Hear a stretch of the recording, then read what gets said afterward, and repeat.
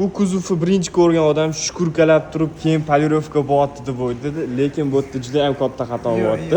O'zi tushuntirib o'tib keting bu yoqni. Kartal detayl hech qachon shukurka ishlatmaydi. Bu haqiqatan quyoshda ko'p yurgan, ko'p turganligi uchun matlashib qolgan. Lekin hozir sizlar bitta etap qildilar, to'g'rimi? Hali birinchi etap teg'izdik, ozgina o'tdik, mashina holatga keldi. Lekin ni в коем случае shukurka qilmaydi, chunki mikroni pasaytirib qo'yasan. Mikroni pasaytirdingmi, ertaga mijozga bu zarar degani. O'shaning uchun kuzatib boringlar. Haqiqatan sizlarga zo'r maslahatlar, zo'r tavsiya beramiz. Ni в коем случае mashinani shukurkalab bo'lmaydi. Bor shunaqa detalingchi ukalarimiz hali yosh, endi shogirdlar chizig'ini ko'rdimi, sizlarni shukurkalab tashlaydi, shtop osonroq polirovka qilish uchun. Lekin aslida mumkin emas. Iloji boricha shukurkalamasdan chiroyli qilib chiqarishni o'rganinglar. Vaqt bo'lsa, sabr qilinglar. Iloji boricha chiqadi 100%. Agar harakat qilsanglar chiroyli, bundan ham manakidan ham zo'r chiqadi, xudo xolasa. Lekin ni в коем случае shukurka ishlatmanglar. Mana hozir qilib ko'rishyapti.